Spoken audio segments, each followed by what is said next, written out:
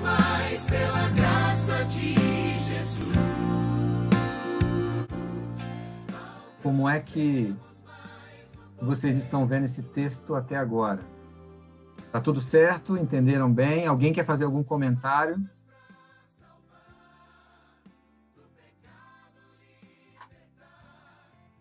Pois não, Eduardo? Vamos lá, minha gente. Boa noite para quem eu não cumprimentei ainda. Felipe, seja bem-vindo.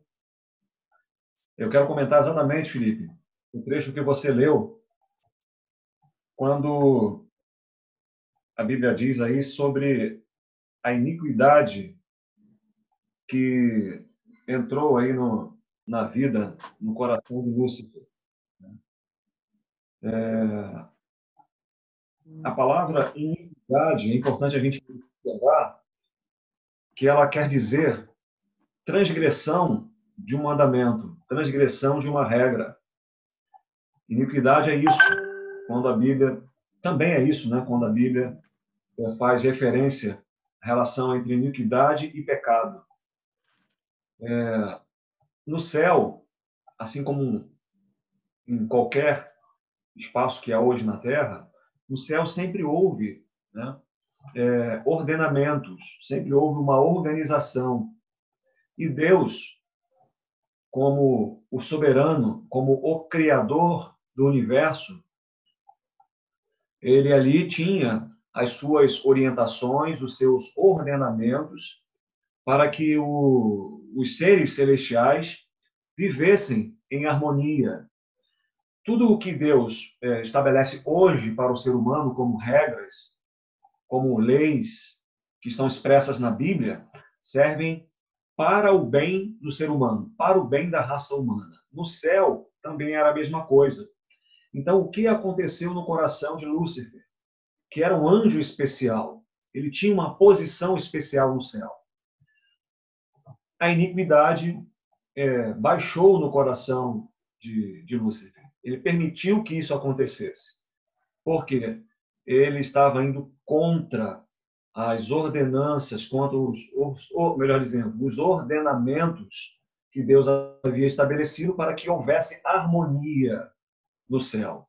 A mesma coisa acontece conosco aqui na Terra. Quando nós quebramos algum mandamento, nos afastamos de Deus, nós sofremos as consequências disso, né? Então, é importante deixar claro isso em relação ao texto de Ezequiel, capítulo 28. Essa palavra iniquidade aí, ela quer dizer exatamente isso, separação do homem de Deus, rompendo aí, então, com um ordenamento, com uma orientação divina. Pastor? Pois não. Só para tirar a dúvida aí para a gente, né, com relação ao surgimento dessa iniquidade, se isso é um mistério ou se está ligado ao livre-arbítrio que Lúcifer tinha no céu. Seria justamente esse o próximo ponto que eu iria abordar. Não sei se você já tinha parado para pensar, se Deus ele é onisciente, ele não sabia que Lúcifer iria pecar? Se Deus é onisciente, ele não sabia que Adão e Eva iriam pecar? Se Deus é onisciente, por que ele permitiu que tudo isso acontecesse? Por que é que precisava chegar até esse ponto? Quando nós olhamos para esses textos, né, que nós lemos aqui sobre a origem do mal, a origem do pecado, nós precisamos entender que Deus, ele nos ama. Esse é o primeiro ponto. Deus nos ama. Deus, ele cria porque ele ama. Na verdade, a Bíblia diz que Deus, ele é amor. A essência de Deus é amor. E se Deus ama, Deus, ele espera que as suas criaturas também o amem. É uma resposta.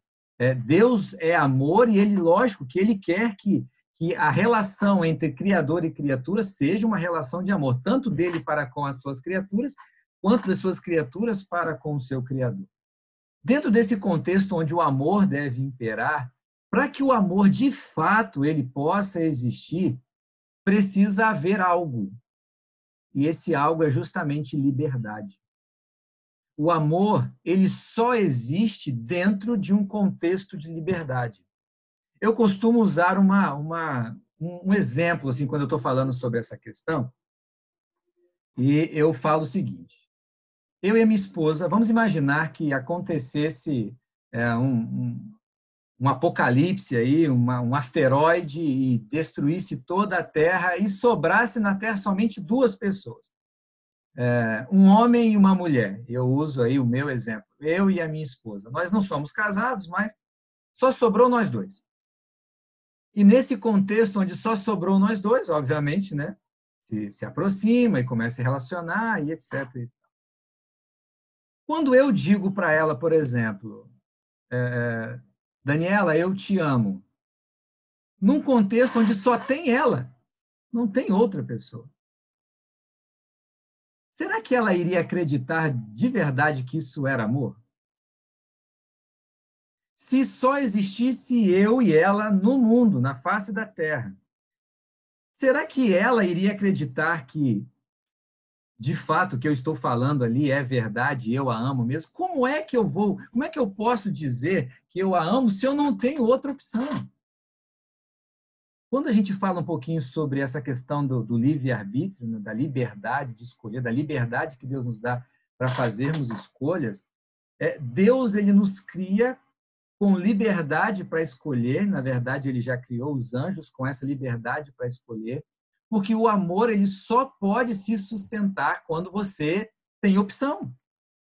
Para que os anjos amassem a Deus, eles precisavam ter a opção de não amar. Vocês estão entendendo aí, gente? Para que os anjos, né, pudessem de fato amar a Deus, eles precisariam escolher amar a Deus. Se eles não tivessem outra opção, então não seria amor, seria falta de possibilidade. Não teríamos condições de fazer. Seríamos como robôs sempre programados para dizer a mesma coisa, para respondermos da mesma forma. Então, nesse contexto de amor, onde Deus é amor e Deus quer ser amado pelas suas criaturas, que Ele tanto ama, Ele nos cria com uma capacidade única, que é a capacidade de escolher, que é com a liberdade de escolher, só que ele nos cria com essa capacidade. Mas Ele diz, olha, o melhor caminho é esse, Ele sempre fez isso. O melhor caminho é esse aqui. Você tem liberdade, mas fique aqui, né? E, infelizmente, Lúcifer, ele usa essa característica pela qual ele foi criado, mas ele usa da maneira errada. Ele escolhe não amar a Deus, ele escolhe não corresponder a Deus, ele escolhe não se submeter à vontade de Deus e, infelizmente, o orgulho toma conta do seu coração. Algumas pessoas podem perguntar, né? Mas por que, então, que Deus criou Lúcifer? Se Deus já sabia que ele iria pecar, por que ele cria? Se Deus sabia que Adão e Eva pecariam, por que ele não criou outro casal que não iria pecar? Se nós pensássemos em Deus criando somente aquelas pessoas que estavam programadas para obedecer ou propensas a obedecer, Deus também estaria manipulando a situação para que, no final, tudo acontecesse conforme a vontade dele, e a liberdade também não estaria ali. Nós não teríamos liberdade, de fato, para escolhermos. O fato de Deus nos amar, isso requeria dele que nos criasse com a opção de não amá-lo. E, infelizmente, um anjo decidiu não amá-lo. Um anjo decidiu se rebelar contra ele. E, infelizmente, esse pecado que surge no céu, ele é transferido aqui para a terra, através daquela história que vocês conhecem bem, de Adão e Eva, a serpente ali no jardim. O Rivelino levantou a mão ali, Riva, pode falar. Mas estou complementando o que você falou, mas vou falar do outro assunto também. Foi a mesma misericórdia, né? Essa misericórdia que Deus usou para para com Satanás, né, para que ele pudesse se arrepender, né, do pecado que ele estava cometendo, né? Deus foi misericordioso. A gente não sabe o tempo que Deus deu para ele voltar atrás, né? Deve ter sido um tempo grande, porque ele conseguiu convencer a terça parte dos anjos, né? Foi a mesma misericórdia que Jesus usou com Judas, né? Porque apesar de Judas não ter sido escolhido por Cristo, ele mesmo fala que foi Satanás que colocou ele. Jesus não tirou ele, né, do apostolado, deixou ele lá como apóstolo. Ele sabia que ele fazia todas as coisas erradas, mas a misericórdia dele se estendeu até o último momento, né, na Santa Ceia, quando Jesus fala para ele abertamente que ele seria a pessoa que iria trair ele, né? Ainda falar daquele que trai o Filho do Homem, né? Agora, eu aqui falando sobre esse texto, pastor, o pecado original aí foi orgulho, vaidade? Qual foi o pecado original? A gente sabe que ele quis tomar o lugar que era de Cristo, né? Ele depois de ter esse desejo no coração, esse pecado que nasceu, a vontade dele era tomar o lugar de Cristo. Ele achava que ele não podia estar abaixo de Cristo. O pecado original foi vaidade, foi orgulho, o que foi? Eu costumo dizer que é um mix de pecado ali. Na verdade, não foi só um. Eu costumo explicar que o primeiro foi o orgulho, porque ele olha para si e se vê bonito demais, importante demais, poderoso demais para ser só um anjo. E, obviamente, que a partir do seu orgulho, ele começa agora a olhar para cima e aí vem a inveja, o ciúme e o desejo de estar na posição de Deus. Ele não queria mais ser anjo, agora queria ser Deus. Então, eu coloco essas duas situações. O pecado surge com uma vaidade, ele olha para si e se acha bonito demais, poderoso demais, e logo então ele inveja a posição de Cristo. Ok? Alguém tem alguma pergunta aí, gente? Pode levantar a mão. Se quiser usar o chat também pode usar. Tá? Fique à vontade. Estou. Pois não. Só queria fazer uma consideração em relação à origem do mal. A gente sabe que se o homem não tivesse pecado, nós estaríamos até vivendo como se estivesse na eternidade, né? Ou seja, o mal surgiu na mente de Lúcifer, não sabe-se por quê, e aí ele veio para a Terra e aconteceu tudo. Então, assim, era até uma dúvida minha, que eu já esclareci, né? E aí eu quero dividir com os irmãos. Eu sempre pensei assim, quando Jesus retornar e nos levar, já que nós somos pecadores, mesmo sendo transformados, não haveria possibilidade de nós não nos contaminarmos novamente com o pecado na vida eterna, né? Então, assim, é uma questão assim, lá no céu não tinha pecado, aí surgiu a iniquidade, né? Aí Adão e Eva, e a coisa foi evoluindo. Então nós estamos num nível assim extremo de pecado, né? E aí mesmo depois de transformados, não haverá possibilidade de lá, né, ter acontecer a mesma coisa que aconteceu lá no início? Essa é uma boa pergunta, né? E o livro deixa eu me lembrar agora, não é Amós, é Naum. O livro de Naum fala uma profecia que tem uma dupla aplicação, e ela se aplica nos dias de Naum, mas se aplica também onde diz que o mal não se levantará novamente. Esse é um ponto interessante para a gente pensar. E o outro argumento que nós temos para crer que isso não vai voltar a acontecer é justamente a maneira como Deus tem lidado com o mal desde o seu surgimento até o dia de hoje. Quando nós olhamos para o nosso mundo, quando nós olhamos para o que Satanás fez e quando nós olhamos para os questionamentos que Satanás fez, o seu desejo de estar no lugar de Deus, e junto com isso ele coloca várias dúvidas sobre o caráter de Deus, de que ele não era tão bom assim, de que a sua lei era impossível de ser guardada, e com a vinda de Jesus, tudo isso ele é desmascarado. E hoje nós já conseguimos ver que, de fato, o mal ele não vale a pena e que, desde o início, Satanás ele sempre esteve errado e Deus sempre esteve com a razão. A garantia que eu tenho de que o mal não vai se levantar de novo é justamente a maneira como Deus tratou com o pecado. Algumas pessoas também se perguntam por que Deus não fulmina e destrói Lúcifer, por que Deus não destruiu Adão e Eva.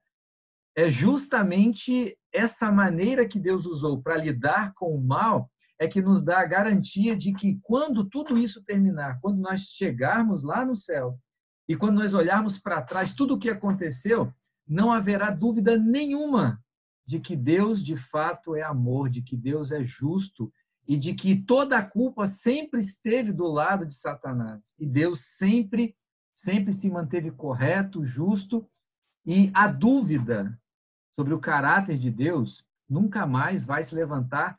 Uma porque a Bíblia diz que o mal não se levantará e outra porque não haverá mais motivos, porque Deus vai ter deixado muito claro, desde o surgimento do mal até os dias em que nós vivemos, Deus tem lidado com essa questão de maneira muito clara e não haverá mais dúvida de que, de fato, Satanás estava errado e Deus sempre esteve certo. Ok? Pois não, Eduardo? Esse detalhe importante é o questionamento que muitos fazem. Por que Deus permitiu que acontecesse tudo isso? Que Lúcifer pecasse, que Adão e Eva pecassem? Deus sempre deu liberdade para o ser humano. Aquele que ama, ele não aprisiona, não é assim? Nós não gostamos de aprisionar aquelas pessoas que amamos. Nós gostamos de dar liberdade para elas. Então, Deus deu liberdade para o ser humano, liberdade para o Lúcifer e todos os seres celestiais de fazerem suas escolhas, porque senão nós seríamos, até hoje, sem pecado, mas como robôs. Sabe aqueles soldadinhos de chumbo que andam em marcha e na mesma direção? Seríamos assim. Deus iria nos movimentar o tempo todo para onde Ele quisesse. Mas o nosso Deus não. É um Deus de amor, um Deus de misericórdia e é um Deus de liberdade e que nos ama. Exatamente. Sem essa liberdade, nós seríamos robôs. E sendo robôs, isso não é amor. Nós não estaríamos escolhendo amar a Deus. Nós simplesmente não teríamos outra opção. E é por isso que Deus nos cria com essa característica, né, da liberdade que, infelizmente, nós usamos mal. Eu vou voltar aqui a projetar, depois nós vamos... Aqui, ok. Esse foi o último texto que nós lemos, né? Onde falamos ali sobre o desejo de exaltação que Satanás teve ali no céu. Vou ver aqui. E aí, então, o resultado da rebelião foi justamente a queda de Satanás, o fato dele ser expulso do céu. É óbvio que, como foi dito foi o Riva, né, que falou, com certeza Deus foi longânimo e paciente com Lúcifer, né, por um bom tempo, tentando que ele voltasse novamente, tentando que ele acordasse para os caminhos perigosos que ele estava começando a trilhar. Mas, infelizmente, chegou um momento onde se tornou insustentável. E, infelizmente, ele não só é expulso do céu, como ele leva 1/3 dos anjos ali com ele. Apocalipse 12:12 vai dizer um pouquinho sobre essa questão. Júnior, você pode ler para a gente esse verso? Posso, pastor. Por isso festejai, ó céus, e vós, que neles habitais. Ai da terra e do mar, pois o diabo desceu até vós, cheio de grande cólera, sabendo que pouco tempo lhe resta. Ok. Nos versos anteriores, se você for ler, você vai ver que houve guerra no céu, Miguel e seus anjos batalharam, e então não achou lugar no céu mais, e ele foi expulso, foi lançado por terra, e aqui no planeta Terra ele achou uma guarida através daquele pecado de Adão e Eva. Eu não vou me concentrar muito nessa questão, porque é algo que nós já conhecemos bastante. Ele ele usa de uma serpente, de um animal que na época era muito diferente, muito mais bonito, com certeza, do que é hoje. E ali ele coloca dúvidas na cabeça de Eva. E ali Eva tinha recebido uma orientação. Não coma, porque se você comer, certamente morrerás. A serpente vem e diz justamente algo oposto, né? Diz, olha, certamente não morrerás. Deus está fazendo isso porque Deus não quer que você conheça todas as coisas. Deus não quer que você seja conhecedora do bem e do mal. Quando você comer esse fruto, seus olhos vão se abrir. Infelizmente, Eva achou que isso era uma grande vantagem e mal sabia ela que conhecer o bem ela já conhecia. Ela passou a conhecer o mal e não há vantagem nenhuma em conhecer o mal. E através desse ato, depois o ato de Adão, e hoje nós vivemos nessa situação terrível aí que nós estamos. Bom, nós vivemos num mundo de maldade, de pecado, onde o mal predomina por conta disso ter acontecido. O mal surge do céu, um anjo, ele nutre no seu coração pensamentos de orgulho, pensamentos de vaidade, e isso se transforma em sentimentos de inveja, e hoje nós estamos vivendo essa situação que nós vivemos hoje. E hoje, qual é o alvo do inimigo? O que o inimigo ele tem como seu objetivo principal? Qual que é o principal objetivo do inimigo? Quem é o alvo do inimigo? Infelizmente, o alvo do inimigo sou eu e você. Perceba que quando alguém não consegue atingir uma outra pessoa, vamos pensar aí em relação à maldade. Quando uma pessoa ela quer ferir outra pessoa, só que ela não pode ferir essa pessoa diretamente. Mas se o seu desejo é tão grande de ferir essa pessoa, como é que ela vai fazer, então? O que ela vai fazer?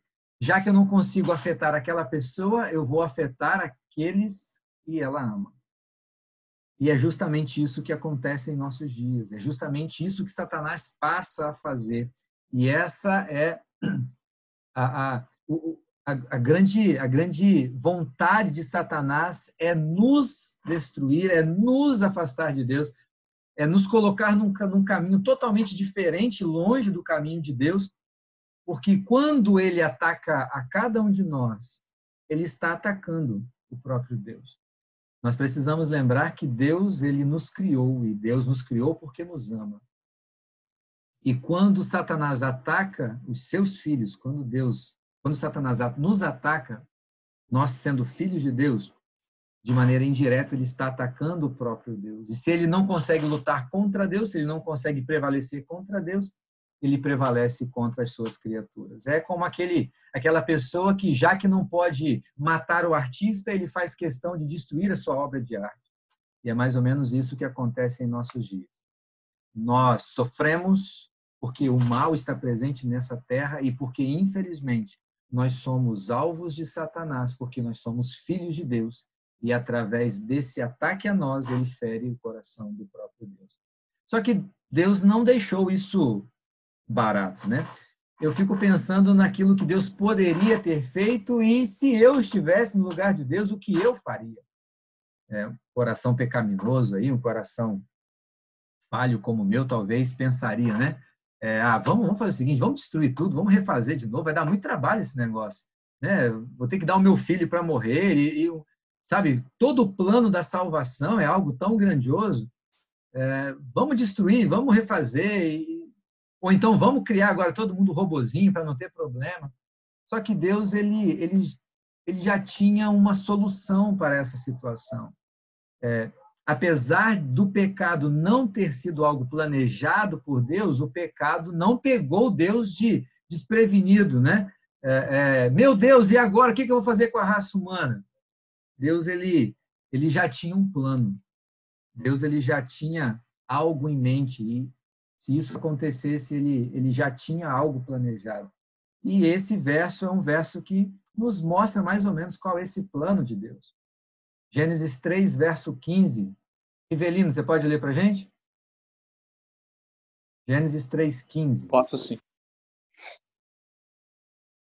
Porém, inimizade entre ti e a mulher, entre tua descendência e o seu descendente. Este te ferirá a cabeça e tu lhe ferirás o calcanhar. Ok. Aqui essa cena é justamente logo após o pecado. Ali o pecado de Adão e Eva, quando Deus vai no jardim e conversa com eles estavam escondidos e ali começa um diálogo. E Deus fala algumas coisas para o casal e Deus dá essa sentença para a serpente. Perceba que Deus está falando com a serpente, porém inimizade entre ti e a mulher, entre a sua descendência e a descendência dela. Esta lhe ferirá a cabeça e tu lhe ferirás o calcanhar. Deus já tinha um plano. Deus já tinha algo a fazer caso isso acontecesse. E o que Deus iria fazer e o que de fato ele fez vai ser o assunto do nosso próximo estudo. Mas aqui, que nós chamamos de proto-evangelho, é o primeiro evangelho. Aqui, Deus ele já dá as primeiras dicas, os primeiros indícios do que teria que acontecer para que a raça humana pudesse ser livre novamente, já que agora estavam nas garras de Satanás. E diz, olha, a descendência de vocês não vai viver em harmonia, vou colocar inimizade. Você vai até ferir o descendente da mulher, fazendo uma referência ao próprio Jesus. Você vai ferir o descendente, mas esse descendente vai esmagar a tua cabeça. Aí nós vemos exatamente isso acontecendo na cruz do Calvário. Ali Jesus é ferido, mas não destruído, e foi exatamente ali que Satanás teve a sua cabeça esmagada e, de fato, agora ele é já um inimigo plenamente derrotado. O que nós olhamos, o que nós vemos, né, ao contemplar toda essa história, é que Deus não desistiu de nós, Deus não desistiu de você. Como eu disse, talvez se fosse talvez eu teria agido de uma outra forma. Talvez eu teria desistido da raça humana. Mas Deus, ele nos ama. Deus, ele sempre nos amou. E junto com o pecado, ou junto com a entrada do pecado, Deus coloca em ação um plano para nos resgatar. Um plano para que eu e você, que hoje nós vivemos, né, infelizmente numa condição de pecado por causa da nossa natureza, por causa do mundo em que nós vivemos. Deus não desistiu de mim, Deus não desistiu de você, e Ele vai nos dar a oportunidade de vivermos uma vida nova, uma vida diferente. Se você olhar para a Bíblia, você vai ver que a Bíblia, na verdade, ela é um ciclo onde você vê os primeiros 2 capítulos da Bíblia, você vê a raça humana no mundo perfeito. E a partir do 3º capítulo, o pecado entra no mundo. E toda a Bíblia vai girar em torno do que Deus está fazendo para resolver o problema do pecado, até chegar nos últimos 2 capítulos da Bíblia, onde nós vemos novamente, né, a terra sendo reconstruída, um novo céu, uma nova terra, onde já não existe mais pranto nem dor, onde tudo isso vai ser passado. E então, aquele mundo que Deus planejou para nós, mesmo com a queda, Deus está trabalhando em nosso meio para que nós possamos voltar para a nossa condição de perfeição que um dia Ele planejou para mim e para você. Deus não planejou uma vida de sofrimento para nós.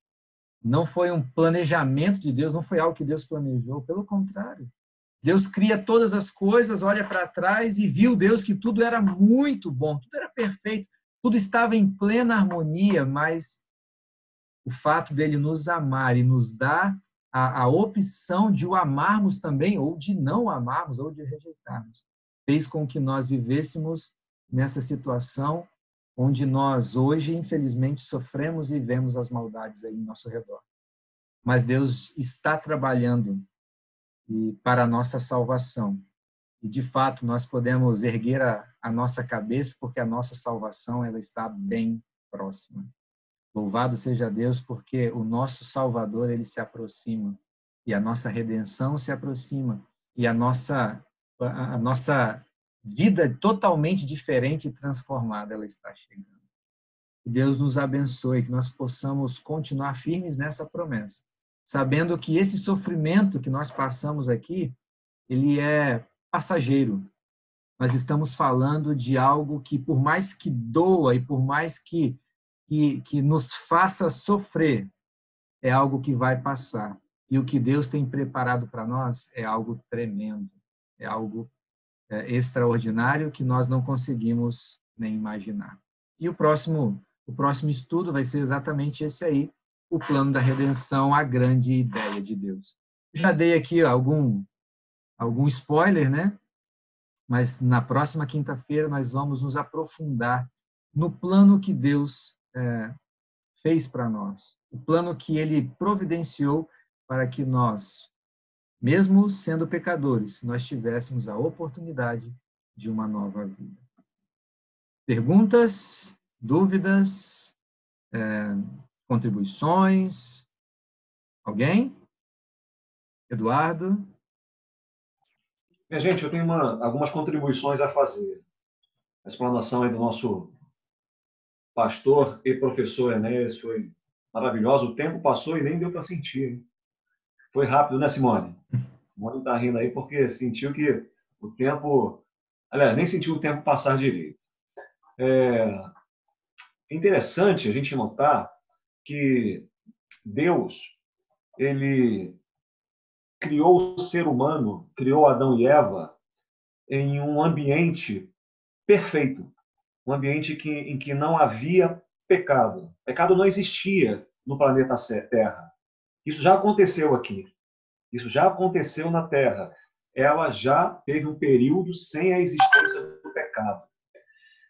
E naquele tempo em que Adão e Eva viviam no Jardim do Éden, lá tudo era tão perfeito que as folhas não secavam, os frutos não apodreciam. É muito interessante.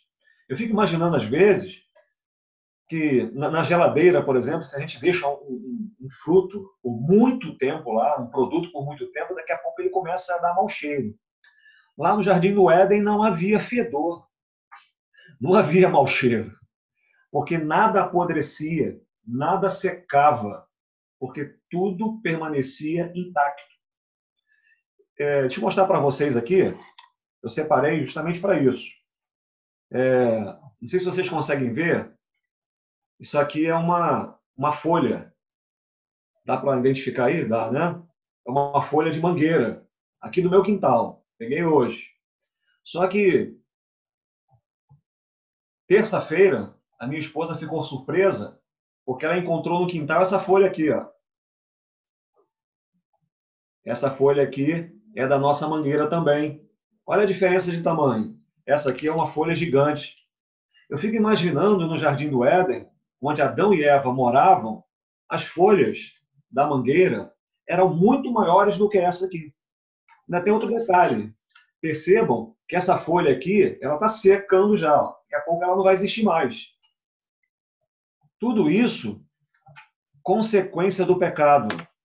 O homem vivia no mundo perfeito, mas o homem permitiu que o pecado destruísse tudo.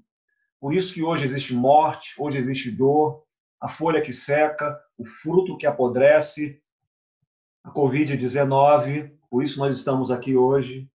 Então, tudo isso existe porque o ser humano permitiu que isso acontecesse. Isso dentro do plano de amor e de liberdade que Deus deu a esse ser humano. Aquilo que nós comentamos agora há pouco. Interessante notar também que Satanás, ele não usou uma arma feia, ele não usou um instrumento, um ser horrendo para se apresentar a Adão e Eva. Até porque não existia isso no planeta Terra. Tudo era lindo, tudo era perfeito. Inclusive a serpente era um dos animais mais bonitos da face da Terra, se não era o mais bonito. O corpo, né, a pele da serpente, ela resplandecia uma luz especial, então ela brilhava. Então acreditamos que por esse motivo que Adão e Eva, ou Eva primeiro, né? Eva ficou encantada ao ver aquele animal mais lindo, brilhando. E detalhe, a serpente não rastejava. Ela não rastejava. Ela passou a rastejar depois do pecado. Então, Eva deve ter ficado com os olhos brilhando ao ver aquele animal lindo, maravilhoso, falando. E foi aí que ela acabou entrando na arapuca do inimigo, acabou caindo em pecado. Só que, como o pastor muito bem disse, Deus tem um plano. E tudo isso que aconteceu com Adão e Eva, tudo isso que vem acontecendo com a raça humana, destruição, dor, tristeza, morte, tudo isso um dia vai acabar. E é o alvo do estudo da próxima semana. Imperdível, viu? Acho que ninguém deve perder. Pastor? Pois não. Vou completar um pouquinho que meu irmão Eduardo falou. Existe um cantor do mundo evangélico, Sérgio Arraes, o nome dele. Ele fez um louvor que ele, quando era pequeno, ele sempre lembrava da avó dele, que eles moravam num sítio, e a avó dele sempre dizia que tinha saudade de algo, mas não sabia o que era. Ela ficava olhando para o horizonte, né? Olhando a natureza, e ela sempre falava para ele, eu sinto uma saudade. E ele perguntava, mas de que, avó? Ela, eu não sei. E ele fez esse louvor baseado nos depoimentos que a avó dele dava, né? O louvor vai dizer que é bem ali. O Éden está bem ali. Vai falar logo assim que Adão e Eva foram expulsos do jardim, que eles olhavam o jardim com saudade, né? De tudo aquilo que eles viveram ali no jardim. Já ouço passos, aí a gente tem um louvor, né? Já ouço os passos de um Deus que se aproxima. Esse Deus está se aproximando. Esse jardim que está dentro de nós, né? Esse buraco que tem dentro do ser humano, do tamanho de Deus, ele vai se completar. E a gente vai poder viver eternamente completo, de novo, né? Dentro desse jardim que o irmão Eduardo bem comentou aqui, onde tudo ali vai ser perfeito. Exatamente. Nós, seres humanos, Eric, não fomos feitos para viver no mundo do pecado, num mundo como este. Então, o nosso lar original não é esse. Esse não foi o lar original que Deus criou para nós. Nosso lar, ele é muito diferente do isso. Eu confesso a vocês, quanto mais eu estudo a Bíblia, quanto mais eu oro, eu busco esse amor, mais vontade eu tenho, mais saudades eu tenho desse lar que eu ainda nem conheço. Mas eu sei que é um lar preparado para nós. Eu, Simone, Isabel, Felipe, Bianca, Carlos e todos mais, Thaisa e todos mais irmãos que estamos aqui. Nós temos um lar preparado para nós. Semana que vem vamos estudar sobre isso. Mas eu sinto saudade desse lugar que eu não conheço ainda. É verdade. Tem uma frase, né, onde diz que sentimos saudades de um lugar que nós nunca fomos e sentimos saudades de alguém que nós ainda não conhecemos fisicamente, né, presencialmente. E é justamente, nós sentimos falta desse Éden que nós nunca tivemos lá. Nós sentimos falta da presença de Jesus que, infelizmente, nós nunca vimos fisicamente, mas em breve isso vai passar. E há poucos dias atrás eu estava conversando numa refeição aqui em casa com a minha esposa e com as minhas filhas, e a gente conversando, sabe, eu e minha esposa, nós somos cristãos desde que nascemos, e nós conversamos sobre como nós pensávamos no céu e como nós imaginávamos o céu quando nós éramos crianças. E ali eu me lembro, né, comentando na mesa, né, E eu falava, poxa, o meu sonho era escorregar no pescoço da girafa. O meu sonho era abraçar um leão. O meu sonho era pendurar na tromba de um elefante, coisas desse tipo. E talvez você já tenha pensado nessas coisas, talvez você já tenha se imaginado nessa posição, assim. E o fato é que eram sonhos infantis e tal. Só que, lembrando isso ali na mesa, eu e minha esposa, e conversando e tal, parece que brotou no coração uma vontade ainda maior de viver isso, e viver isso em breve. E eu fiquei pensando, conversando com a minha esposa e olhando para as minhas filhas, eu fiquei pensando que as minhas filhas, elas precisam também ter esse desejo. Nós precisamos ter esse desejo, por mais que seja infantil. A Bíblia diz que nem olhos viram, nem ouvidos ouviram, nem jamais penetrou em coração humano o que Deus tem preparado para aqueles que o amam. Deus tem um céu assim que é algo extraordinário, a gente não consegue nem imaginar. É bom demais para imaginar. Por mais que você tente, por mais que você seja uma pessoa criativa, com a mente fértil, você não vai conseguir imaginar o que Deus tem preparado para você. Mas nós precisamos imaginar, nós precisamos sonhar, nós precisamos e nos imaginar mesmo, escorregando no pescoço da girafa, pendurando na tromba do elefante, né? Abraçando a juba do leão. Nós precisamos sonhar com esse lugar. E como nós estamos vendo tudo isso acontecer, pandemia, guerras e doenças, e a falta de amor, e tantas outras coisas que estão acontecendo, isso só nos mostra mais uma vez que isso está bem perto de se tornar realidade. Que você sonhe, né? Que você sonhe com esse céu, que você sonhe com esse mundo totalmente restaurado, que você sonhe em viver, né?